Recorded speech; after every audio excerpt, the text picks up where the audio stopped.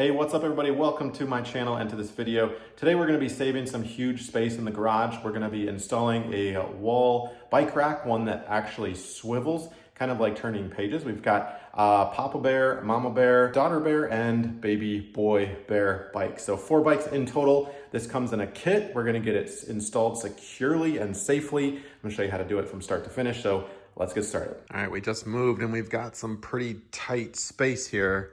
Enough room for another car, but see these bikes? What are we gonna do with those? Let me show you around real quick.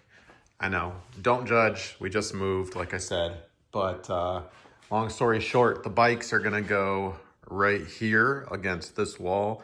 Previous owners had 2 already, but that's not good enough for me. I've got 2 adult bikes and 2 kids bikes. There's another one right there.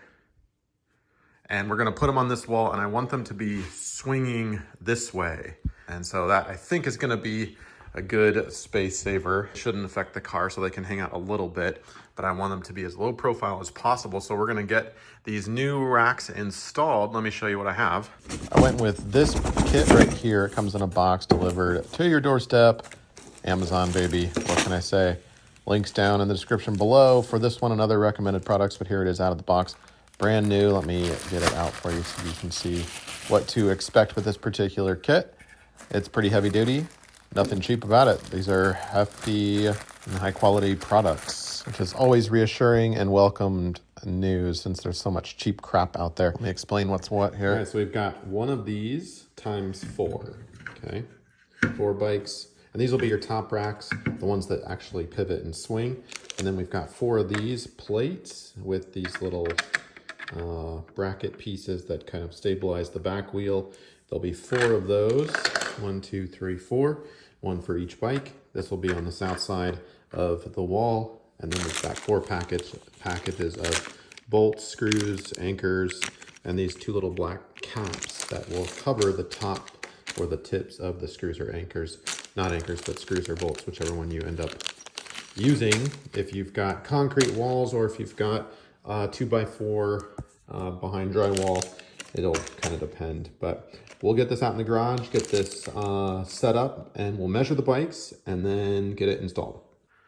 All right, I've got my space cleared out here. Now, I would be willing to bet that they put these into studs already, so I bet there's a stud here and a stud over here. So I'm gonna try to, well, I need to make sure that the new racks go onto a stud. Can I get 4 of them? I bet there's a stud here and a stud here. I'll have to measure that, but that's the idea. Let me take this other one down.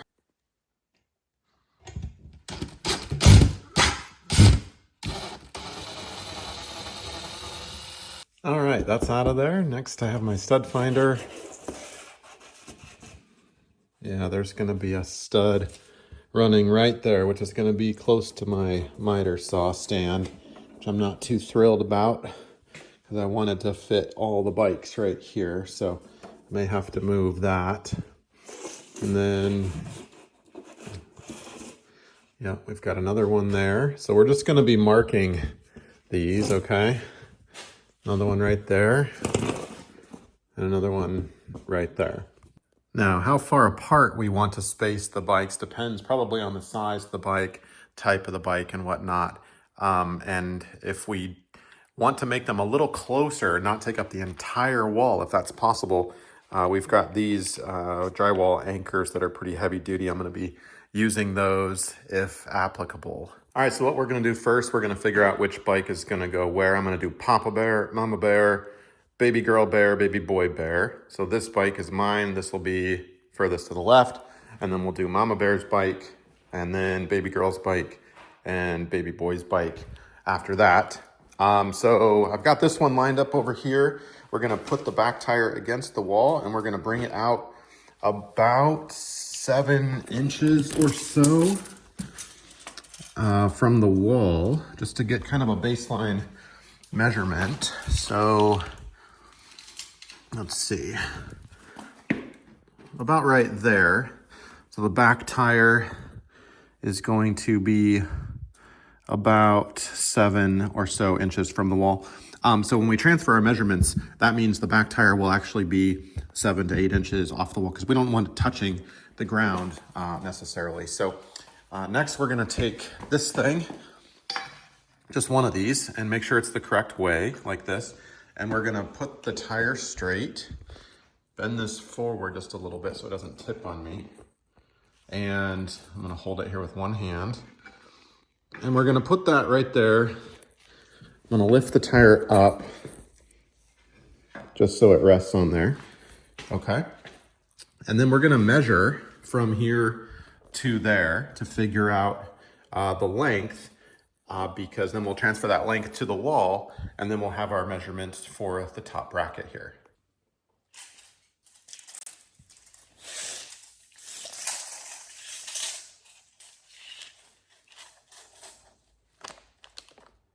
All right, so we're about 7 inches from here to the wall. There's my tape measure. And we're gonna pay attention to where this hole is because that's where we're gonna drill our first pilot hole. So that's gonna be about 66 inches from the floor. So we'll get that transferred right now. Put that over here. 66 inches from the floor. We'll mark it right there. And there's my mark right there. Let me get a little deeper of a pilot hole. Remember, that's lined up with the stud. We want it to be a bit tough because it's got to go through the wood. The first ½ inch or so is drywall, so that's just gonna spit out white powder, and then it should go all the way through, getting into that solid wood, which is what you want. All right, next we're gonna take our top bracket here and open up a little bag. I'm gonna take out the bolts. I mean, they're screws, but they've got kind of a bolt head to it. You can also use a screwdriver, you can see there. You can use the thinner ones, I think. Kind of depends on how heavy your bike is.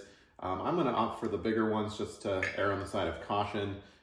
These hold a maximum of 66 pounds per bracket, according to the manufacturer's specs.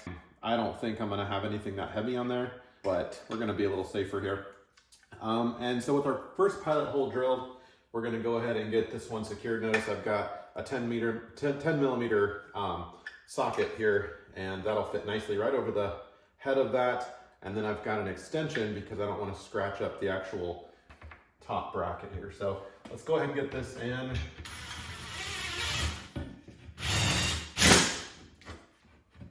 All right, and before we tighten it up, we do want to make sure that we have it level before we put that bottom screw in as well.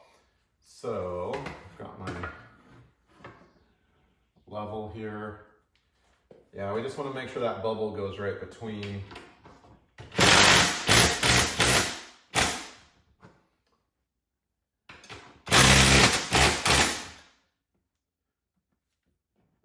Close.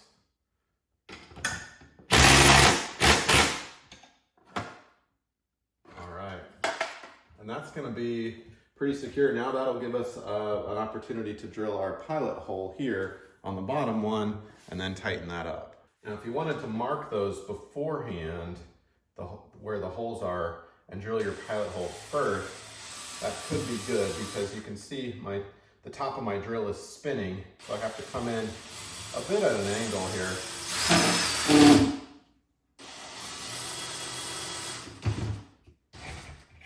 That should be fine, but you can learn from my mistake. I'll be doing that one differently on the second one.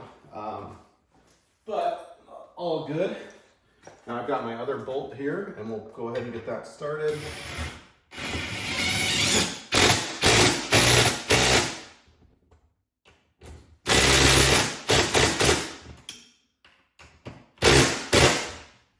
And that baby is not going anywhere. You can do pull-ups off of that thing. Get a closer look. Do we look straight? And we are secure, so check that out. That's very smooth, and then it allows pivoting to the left and to the right. So hopefully I've got enough clearance here all the way down for Papa Bear's bike. Let's get the bottom bracket installed too. But before I do that, I'm gonna lift up the bike and just make sure I like it.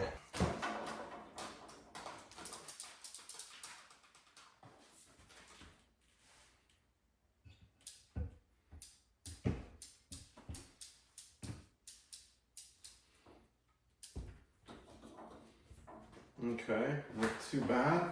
Give you a closer look. I had to move the pedal to fit in between. I mean, this thing's in storage most of the time, and when I need it, I can just hopefully swivel this to the side. Let's take a look. Oh yeah, baby. I like that. Now that bottom bracket that we're gonna put on is gonna make sure that wheel doesn't slide over, okay? But you can see we can move all the way over here, or in reality, probably until about right here, till we hit that other bike. So I'm liking the way it's looking so far.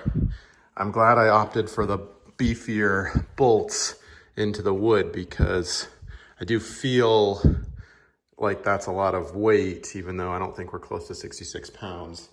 Going beefier is, I think, a better choice. So next we're gonna get out the base bottom bracket. It's just a little plastic plate here with 2 holes in it. And there's gonna be in the middle, let me grab the piece for you. There'll be this piece that we're gonna put in over the holes, but we're gonna take this off for a minute and just get this thing situated. We just wanna make sure that it's aligned correctly. So I'm gonna lift up that tire just a little bit. And we want the tire to be kind of on that side of the plate, because this stopper piece, we're gonna be swinging the bike to the right, and we don't want the back wheel to slip to the left. So we're gonna make sure that it's set right here. The tire is holding it into place, but I'm gonna get back there and do my pilot holes and then get those screws set in. It's a bit tight with this. I should have gotten the miter saw out of here.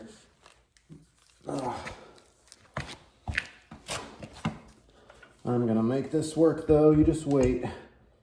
I just gotta get the first one started just a little bit. There we go. So I can see the hole now and take this off. There we go. All right, I'm gonna take this darn thing off for a second. There's my pilot hole right there. Finish that up.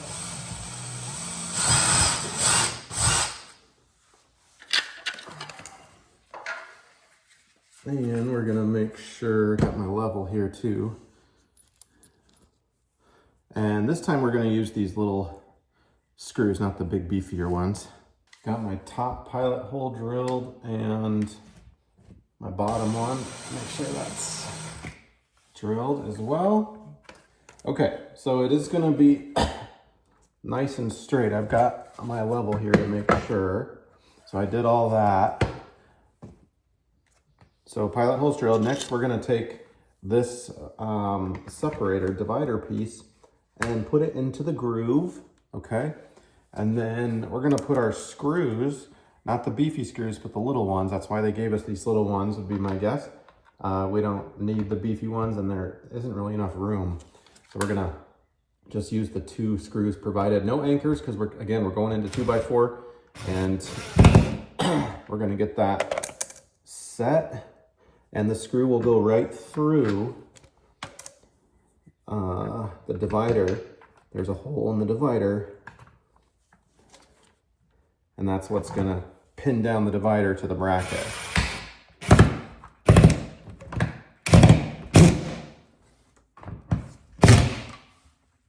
All right, get that nice and tight.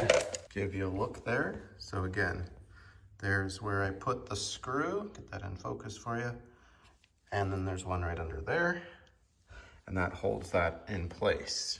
Okay, so I just lifted it on there. We are secure. See how that engineering works? Beautiful. And then the bottom one, the bottom tire is resting on that track right there. And let's watch it now. It will allow me to rotate it without slipping. Can you see that? That's pretty nice. Pretty nice indeed. So now we'll continue and get the other 3 installed just like this, and then don't leave. We'll test it out when it's all said and done to see how my installation job works and if I recommend this product.